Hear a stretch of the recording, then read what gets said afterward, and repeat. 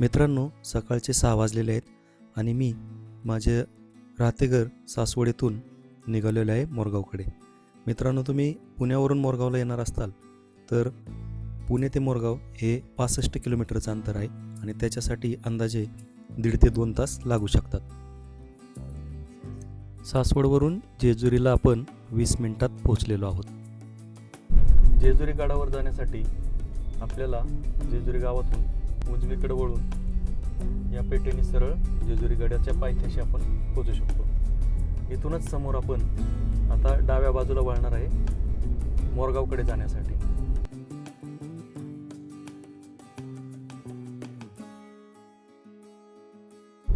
मित्रांनो, जेजुरी आणि मोरगावच्या मध्ये असलेले हे मावडी गाव, दक्षिणेतील प्रसिद्ध सुपरस्टार रजनीकांत यांचं मूळ गाव आहे. मस्त असा सूर्योदय आपल्याला दिसत आहे आणि सूर्योदयाबरोबरच आपण मोरगावमध्ये प्रवेश करत आहोत. इथून आपल्याला आतमध्ये आता पार्किंगसाठी वळायचं आहे.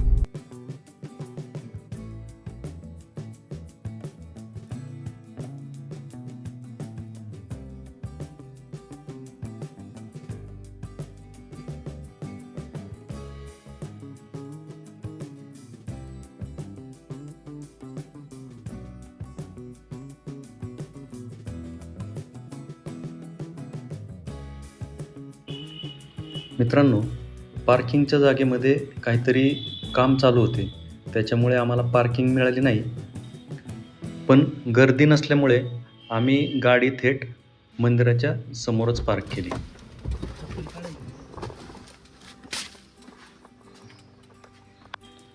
मित्रांनो, येथे मंदिरासमोर दोन्ही बाजूला हार, नारळ, फुले, खेळणी, प्रसाद याची दुकाने आहेत. पण सकाळी लवकर आल्यामुळे आम्हाला ही दुकाने बंद मिळाली. पण मंदिरासमोर एका ठिकाणी हार, नारळ मिळाले. दुकानदाराला आम्ही अष्टविनायकासाठी नारळ हवा आहे असे सांगितल्यानंतर त्यांनी आम्हाला पुढील हाच नारळ घ्यायचा, हाच 8 ठिकाणी फिरवायचा, शेवटला करून पाचच करायचा. परत नारळ घ्यायचा नाही, पहिल्या गणपतीला घ्यायचा, तो सगळीकडे फिरवायचा. तिथं प्रत्येक ठिकाणी सांगायचं अष्टविनायक करतोय, पाय लावून नारळ परत द्यायचं, ती सगळीकडे तसं फिरवायचं आणि शेवटला करून तुमच्या प्रसाद करायचा. मित्रांनो, पुढे आपल्याला ह्या प्रसिद्ध अशा 11 पायऱ्या चढून वरती आलं की समोरच आपल्याला मंदिराचे भव्य प्रवेशद्वार दिसते आणि उजव्या बाजूला आपल्याला नंदी पाहायला मिळतो. असे सांगितले जाते की शंकराच्या मंदिरासाठी नंदीची मूर्ती एका रथात नेली जात होती. मात्र येथे आल्यावर रथाचे चाक तुटले, त्यामुळे नंदीला येथेच ठेवण्यात आले.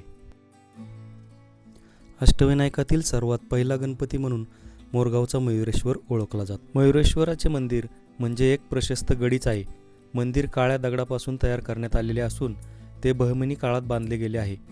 गावाच्या मध्यभागी असलेल्या या देवळाला 4ही बाजूंनी मनोरे आहेत. मंदिरासमोर सुंदर अशा 2 दीपमाळा आहेत.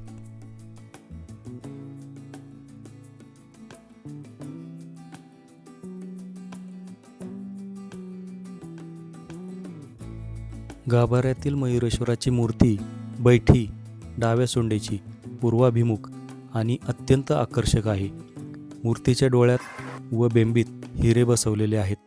मस्तकावर नागराजाचा फणा आहे. मूर्तीच्या डाव्या उजव्या बाजूला रिद्धी-सिद्धीच्या पितळी मूर्ती असून पुढे मूषक व मयूरराज विराजमान आहेत. असे मानले जाते की पूर्वी सिंधू नावाच्या असुराने पृथ्वी तलावर उत्मात माजवला होता.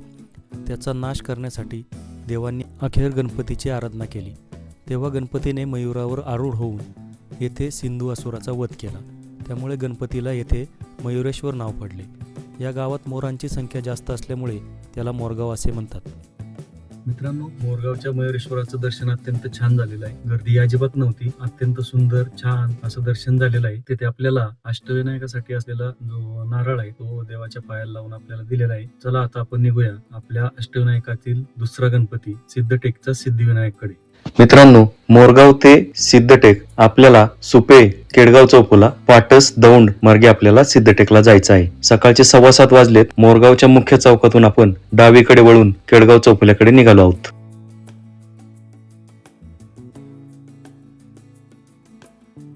वाटेत जाताना सुपे येथे मयुरेश्वर वन्यजीव अभयारण्य लागते. हे देशातील सर्वात लहान अभयारण्य असून येथे भारतीय लांडगा, चिंकारा, तरस आणि विविध प्रकारचे पक्षी आढळतात. आता आपण केडगाव चौफुला येथे पुणे सोलापूर राष्ट्रीय महामार्गावरती आलेलो आहोत. येथून या महामार्गावरून आपण पाटसपर्यंत जाणार आहोत.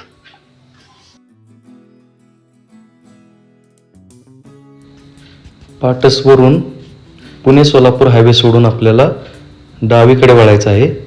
हा रस्ता दौंड मार्गे सिद्धटेकला जातो.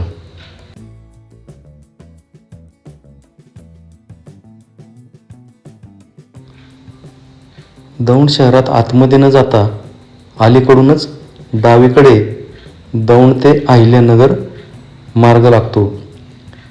या रस्त्यावरून पुढे गेल्यानंतर जो पूल लागतो तो पूल ओलांडल्यानंतर डावीकडे अहिल्यानगरकडे न जाता सरळ सिद्धटेककडे रस्ता जातो.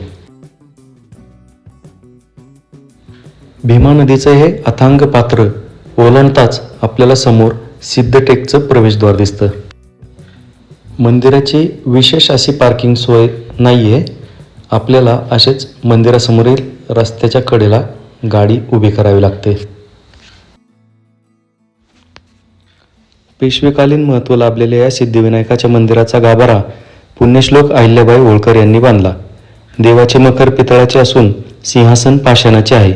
मधु व कैटभ या असुरांशी भगवान विष्णू अनेक वर्षे लढत होते. मात्र या युद्धात त्यांना यश प्राप्त होत नव्हते. तेव्हा शंकराने विष्णूला गणपतीची आराधना करायला सांगितली.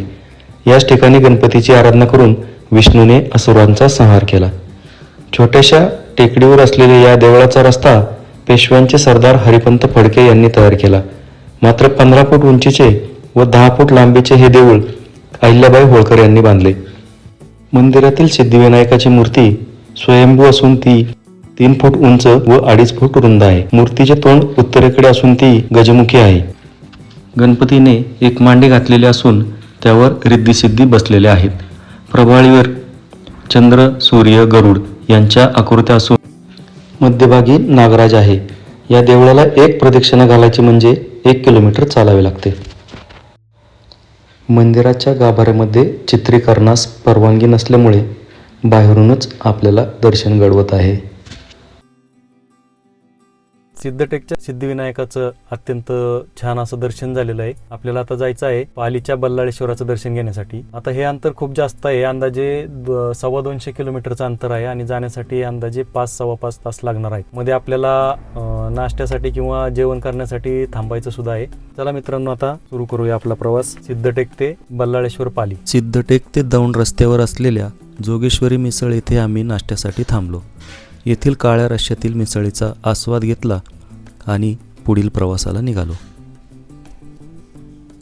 एक्सप्रेस हायवेच्या बोरिंग प्रवासापेक्षा निसर्ग सौंदर्याचा आनंद घेण्यासाठी आम्ही 20 मिनिटे जास्त वेळ लागत असूनही तामिनी घाट मार्गे जाण्याचा निर्णय घेतला. तामिनी घाट हा महाराष्ट्रातील पुणे आणि रायगड जिल्ह्यांना जोडणारा पश्चिम घाटातील एक निसर्गरम्य घाट आहे, जो त्याच्या विहंगम दृश्यांसाठी, धबधब्यांसाठी आणि हिरव्यागार जंगलांसाठी प्रसिद्ध आहे. विशेषतः पावसाळ्यात येथील सौंदर्य अधिक खुलून दिसते, जिथे ढग आणि धुक्यात हरवलेल्या टेकड्या पर्यटकांना आकर्षित करतात. तसेच हा घाट देवकुंड धबधब्यासाठी देखील ओळखला जातो.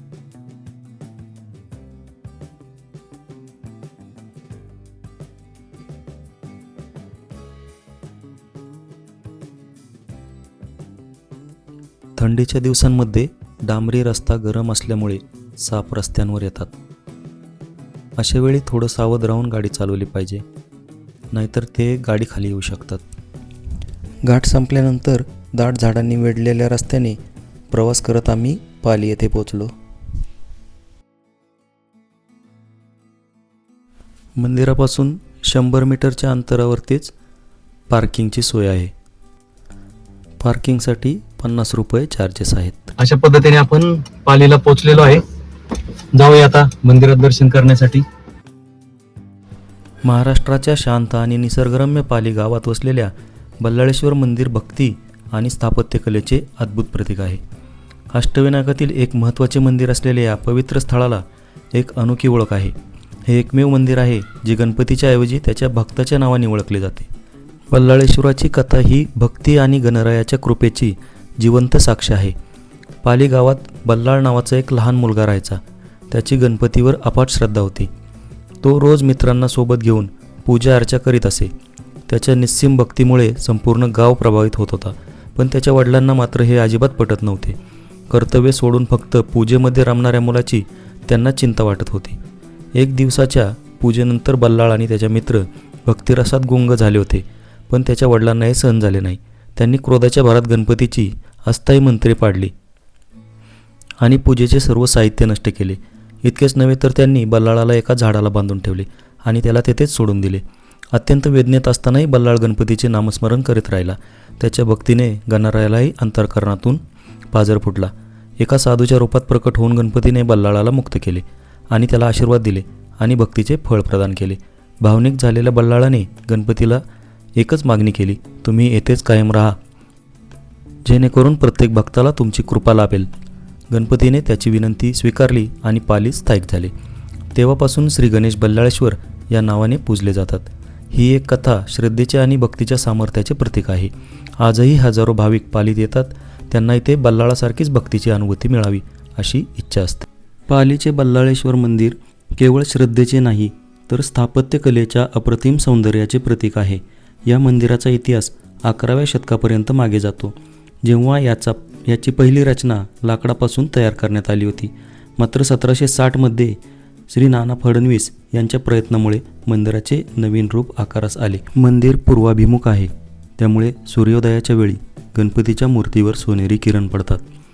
त्या दैवी प्रकाशात संपूर्ण मंदिर तेजाने न्हाल्यासारखे वाटते. चला मित्रांनो, दर्शन तर खूप छान झालेलं आहे. आता जेवणाची व्यवस्था कुठं चांगली होती ती पाहू. पाली ते महाड रस्त्यावर असणाऱ्या श्री गणेश हॉटेल येथे आम्ही जेवणासाठी थांबलो. जेवण करून आम्ही आता महडच्या दिशेने निघालेलो आहोत. पाली ते महड हे अंतर 40 किलोमीटरचे असून त्यासाठी 1 ते सव्वा तास लागू शकतो. खोपोलीकडे जाणारा मुख्य रस्ता सोडून आपण डावीकडे वळून महडमध्ये दाखल झालेलो आहोत.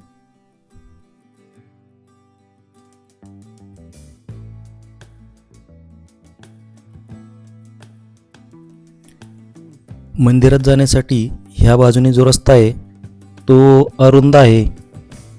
थोडं पुढं गेल्यानंतर मंदिराच्या अगदी शेजारीच पार्किंगची व्यवस्था आहे.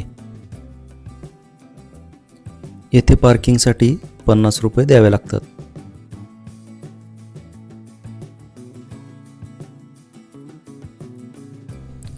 महाडच्या वरदविनायक मंदिराला एक अद्भुत पौराणिक महिमा लाभलेला आहे. हिंदू पुराण कथेनुसार ऋषी गुत्समद यांनी राजकुमार रुक्मांगदाला एक दिव्य गणेश मंत्र दिला. त्या मंत्राच्या प्रभावाने येथे वरदविनायक गणपती प्रकट झाले. वरद म्हणजे वरदान देणारा आणि विनायक म्हणजे गणपती. त्यामुळे हे मंदिर इच्छापूर्तीचे स्थान बनले आहे. येथे भक्त मनोभावे प्रार्थना करतात आणि गणपती त्यांची सर्व संकटे दूर करतो असे मानले जाते. गर्भगृहात स्वयंभू गणेश मूर्ती विराजमान असून ती मंदिराजवळील एका तलावात सापडल्याची कथा सांगितली जाते. मंदिराचा 25 फूट उंच घुमट नागाच्या कोरीव शिल्पांनी सुशोभित आहे, जो संरक्षण आणि दैवी ऊर्जेचे प्रतीक मानला जातो. या मंदिराची आणखी एक वैशिष्ट्यपूर्ण गोष्ट म्हणजे नंदादीप. अखंड तेवत राहिलेले दीप 1892 सालापासून आजपर्यंत अखंड प्रज्वलित आहे.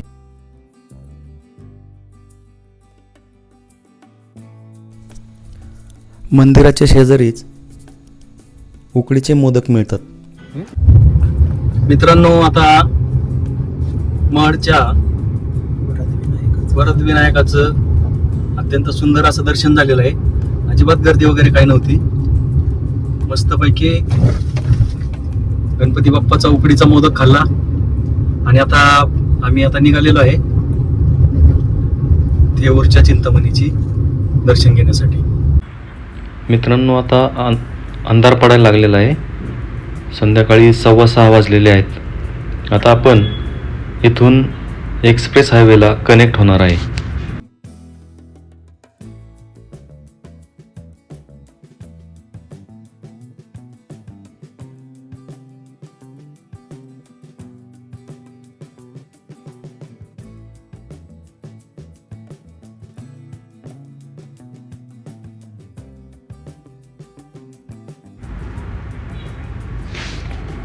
एक्सप्रेस हायवेवरून पूर्ण चांदणी चौकापर्यंत अत्यंत छान प्रवास झाला आहे.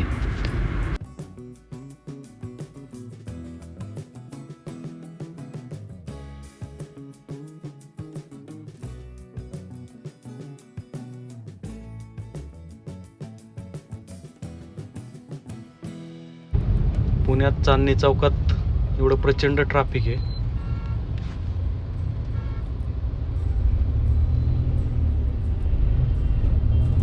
हळूहळू चाललेलो आहे. आता मी बघतोय थेऊरला कुठं हॉटेल बुकिंग होतंय का.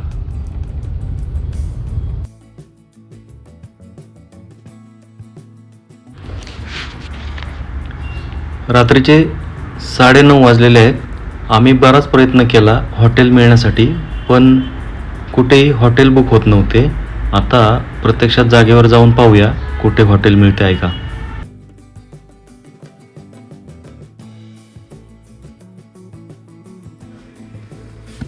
मित्रांनो, आता थेऊरमध्ये पोचलेलो आहे आणि ही रूम मिळालेली आहे. रूम तशी छोटी आहे, पण ठीक आहे, दोघांसाठी व्यवस्थित आहे. कारण आज काहीतरी कार्यक्रम आहे, त्यामुळे सगळे लॉजेस बुक केलेले आहेत त्यांनी.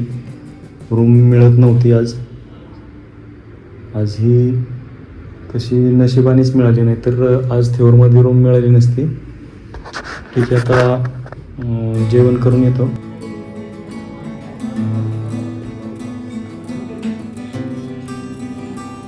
गुड मॉर्निंग मित्रांनो.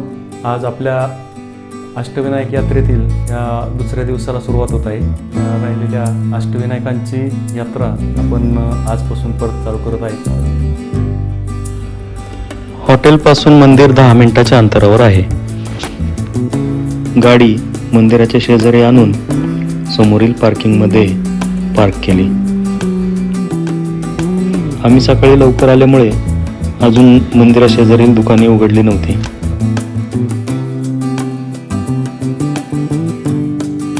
मंदिराचे मुख्य प्रवेशद्वार उत्तरेकडे असून आतमध्ये शिरताच मोफत चप्पल ठेवण्याची व्यवस्था केलेली आहे. चिंतामणी थेऊर हे अष्टविनायकातील 5व्या क्रमांकाचे विनायक मंदिर आहे. हे चिंतामणी मंदिर भक्ती, इतिहास आणि पौराणिकतेचा अद्भुत संगम आहे. मुळा मुठा आणि भीमा नदीच्या संगमावर हे मंदिर बसलेले आहे. या मंदिराचा इतिहास अत्यंत प्राचीन आहे. यादव काळातील संदर्भ या मंदिराशी जोडले जातात. माधवराव पेशवे हे चिंतामणी गणपतीचे निस्सीम भक्त होते.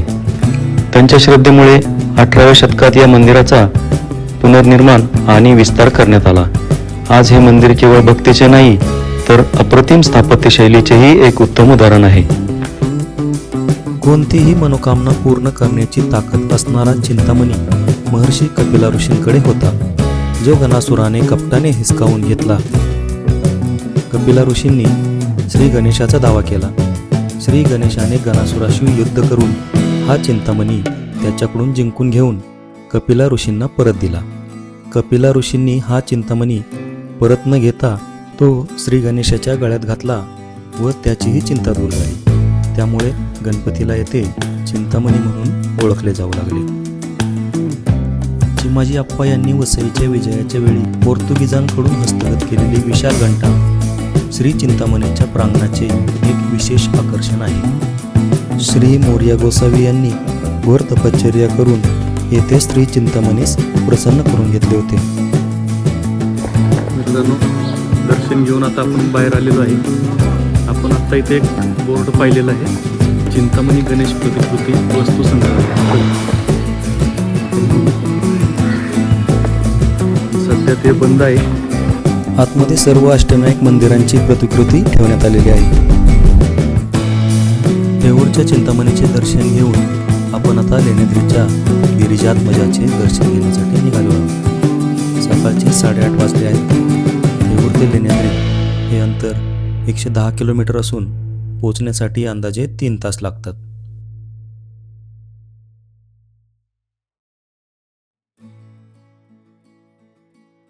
CNG संपत आला होता आणि भीमा कोरेगाव येथे आपल्याला CNG पंप सापडलेला आहे.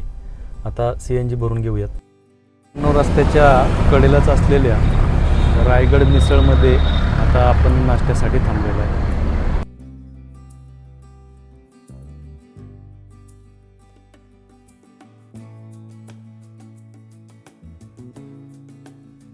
शिक्रापूरवरून थोडं पुढे आल्यानंतर आपल्याला डावीकडे जेजुरी बेल्ले महामार्गाने नारायणगावपर्यंत जायचं आहे. रस्त्याची क्वालिटी खूप सुंदर आहे, पण रस्त्यावरती जागोजागी स्पीड ब्रेकर आहेत. मित्रांनो, प्रत्येक गावाच्या सुरुवाती आणि शेवटी, गावच नाही तर गावाच्या वाडी वस्ती प्रत्येक ठिकाणी असे डबल स्पीड ब्रेकर आहेत. गाडी पूर्णपणे 5-10 किलोमीटर वरती आणून स्पीड ब्रेकर पार करावं लागतं. पुढे जात असताना आम्हाला अचानक या कोलोबाचे दर्शन झाले.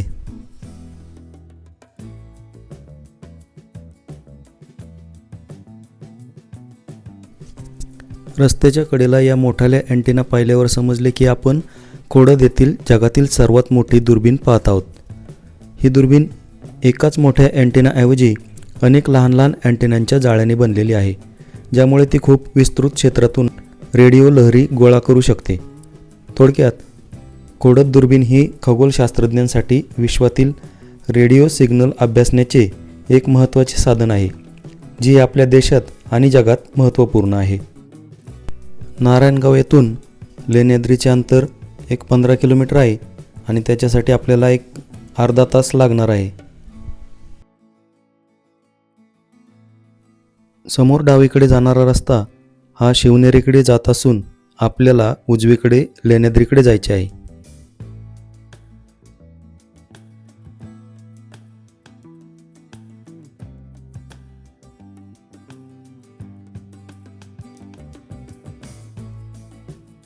येथे दुतर्फा खेळणी, पूजेचे साहित्य किंवा शोभेच्या वस्तू यांचे दुकाने आहेत. त्याचबरोबर मंदिराने येथे भाविकांच्या सोयीसाठी ऑफिससुद्धा चालू केलेले आहे. लेण्याद्रीचं देवस्थान हे पुरातत्व खात्याच्या अंतर्गत येतं.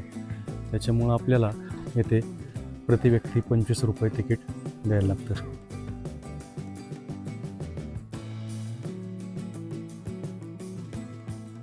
मित्रांनो, इथे माकडे खूप आहेत. माकडांपासून सावध राहा असा जो बोर्ड लिहिला आहे तो माकडांनीच फाडलेला दिसतोय. लेण्याद्री गणपती मंदिर हे अष्टविनायक तीर्थयात्रेमधील 6वे गणेश मंदिर आहे. तसेच अष्टविनायक यात्रेतील हे डोंगरावर असणारे एकमेव गणेश मंदिर आहे. लेखन टेकड्यांवर स्थित गिरिजात्मज गणेश मंदिरापर्यंत येण्यासाठी 307 पायऱ्या चढून वर यावे लागते. डोंगरावरील 18 बौद्ध लेण्यांपैकी 8व्या गुहेमध्ये हे गणेश मंदिर स्थित आहे. विनायक आपला पुत्र व्हावा या इच्छेने पार्वतीने लेण्याद्री गुहेमध्ये 12 वर्ष तपस्या केली. गणपती प्रसन्न झाला. एका भाद्रपद शुद्ध चतुर्थीला पार्वतीने स्वतःच्या अंगाच्या मळापासून गणेशाची मूर्ती तयार केली.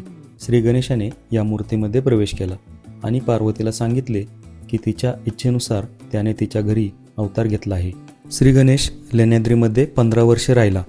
राक्षस राजा सिंधू याला माहिती होते की त्याचा मृत्यू गणेशाच्या हातून आहे. त्याने लेण्याद्रीवर गणेशाला मारण्यासाठी बालासूर, व्यामासूर, शतमहिषा, कमलासूर, मंजकासूर इत्यादी राक्षस पाठविले, पण गणेशाने सर्व राक्षसांचा नाश केला. लेण्याद्रीवरून जुन्नर परिसर तसेच शिवनेरी किल्ल्याचे विहंगम दृश्य दिसते.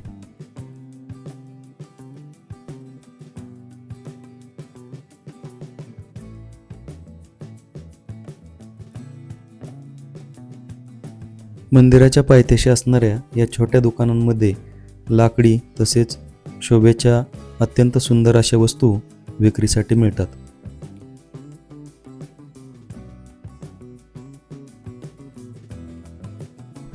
मित्रांनो, आता आपण उतरून खाली आलेलो आहे. आता आपण निघालो आहे ओझरच्या विघ्नहर्त्याचं दर्शन घेण्यासाठी.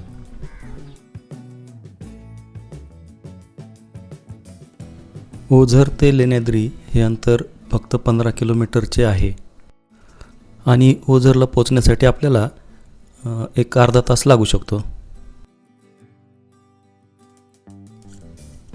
ओझरच्या गणपती मंदिराच्या प्रांगणात आपण प्रवेश केला की आपल्याला समोरच असे भव्य पार्किंग दिसते आणि समोरच आपल्याला कुकडी नदी संथपणे वाहताना दिसते आहे.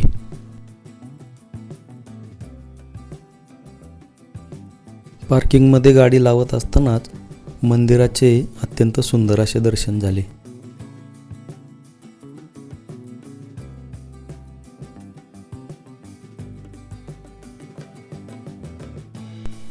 मंदिरासमोर आल्यानंतर दोन्ही बाजूला दुकाने आणि मध्ये चपलांचे स्टँड अशी ही एक अनोखी व्यवस्था पाहण्यात आली. येथील मूर्ती अत्यंत प्रसन्न आणि मनमोहक आहे. ही मूर्ती स्वयंभू असून ती पूर्वाभिमुख आहे. बाप्पाच्या डोळ्यात आणि बेंबेमध्ये मौल्यवान हिरे जडवलेले आहेत. गणपतीच्या दोन्ही बाजूंना रिद्धी आणि सिद्धीच्या मूर्ती विराजमान आहेत. पौराणिक काळामध्ये अभिनंदन नावाच्या राजाने इंद्रपद मिळवण्यासाठी एक मोठा यज्ञ सुरू केला. इंद्राने हा यज्ञ थांबवण्यासाठी विघ्नासूर नावाचा एक भयानक राक्षस निर्माण केला. पण या विघ्नासुराने जगाचा छळ सुरू केला. ऋषीमुनींनी आणि देवतांनी त्रस्त होऊन गणपतीची आराधना केली. गणपतीने विघ्नासुराचा पराभव केला. शेवटी विघ्नासूर शरण आला आणि त्याने गणपतीला विनंती केली की प्रभू, तुमचे नाव माझ्या नावाच्या आधी जोडून तुम्ही येथेच निवास करावा. तेव्हापासून बाप्पाला येथे विघ्नहर म्हणून ओळखले जाऊ लागले. दर्शन झाल्यानंतर मंदिराशेजारीच असणाऱ्या हॉटेल अष्टविनायक मध्ये आम्ही जेवण केलं. जेवण झाल्यानंतर कुकडी नदीच्या तीरावरती थोडंसं फिरून आम्ही आता पुढच्या प्रवासाला निघालो आहे. मित्रांनो, आपल्या अष्टविनायक यात्रेतील 8 गणपतींपैकी 7 गणपतींचं दर्शन आपण घेतलेलं आहे. आता आपण रांजणगावच्या महागणपतीचं दर्शन घेऊन मोरगावच्या मयुरेश्वराच्या दर्शनाने आपल्या यात्रेची सांगता होणार आहे. आता आपण ओझरवरून रांजणगावला निघालेलो आहे. ओझर ते रांजणगाव हे अंतर 66 किलोमीटरचं आहे आणि त्याच्यासाठी अंदाजे 1.5 तासाचा वेळ लागणार आहे. तर चला आपण निघूया रांजणगावकडे. ओझर ते रांजणगाव हे अंतर 65 किलोमीटरचे आहे आणि त्यासाठी आपल्याला 2 तास लागणार आहेत. रस्ते खूप छान आहेत.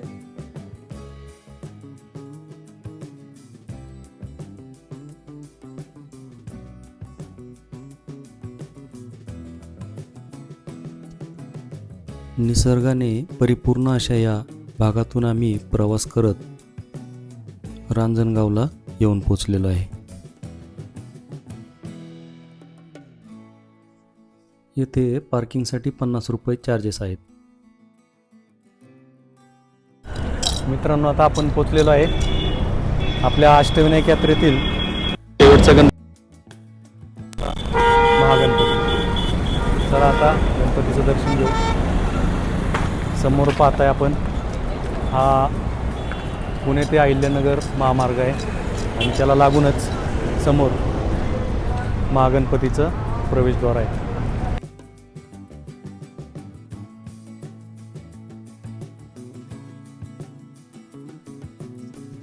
मंदिराच्या आसपासच्या सर्व परिसराचे नव्याने सुशोभीकरण करण्यात आलेले आहे. या मंदिराचा सभामंडप सरदार किबे यांनी तर गाभारा माधवराव पेशव्यांनी बांधला आहे.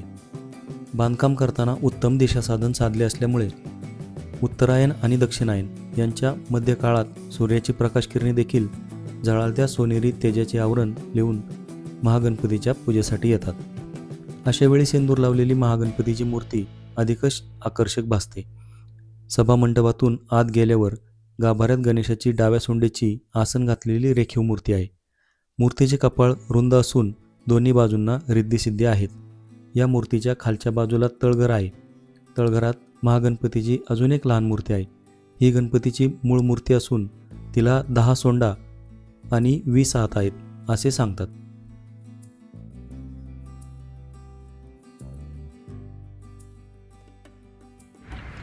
पौराणिक कथेनुसार त्रिपुरासूर नावाच्या राक्षसाने शिवाची कठोर तपश्चर्या करून अमरत्वाचे वरदान मिळवले होते.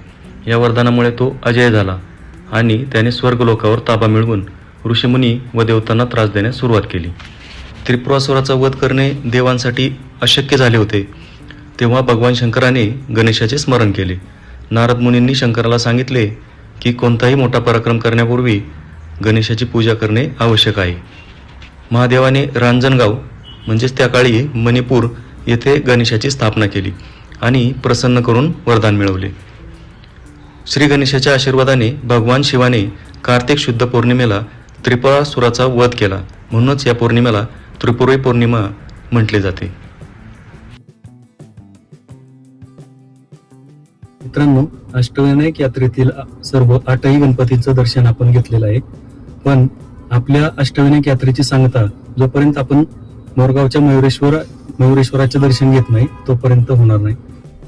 तर आता आपण येथून निघालोय मोरगावच्या मयुरेश्वराचं दर्शन घेण्यासाठी. रांजणगाव ते मोरगाव हे अंतर जाण्यासाठी आपल्याला 1.5 तास लागणार आहे. आणि आता आपण नावरे, केडगाव, सुपे मार्गे मोरगावला जाणार आहोत.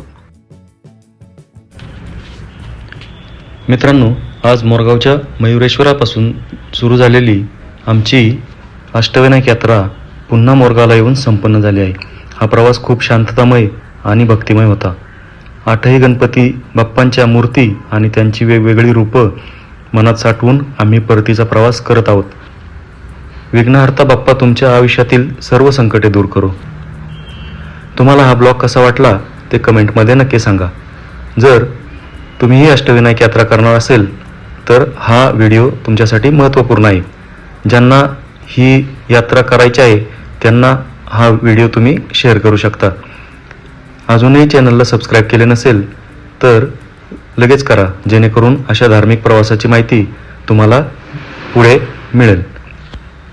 चला तर मग भेटूया पुढच्या एका नवीन प्रवासात.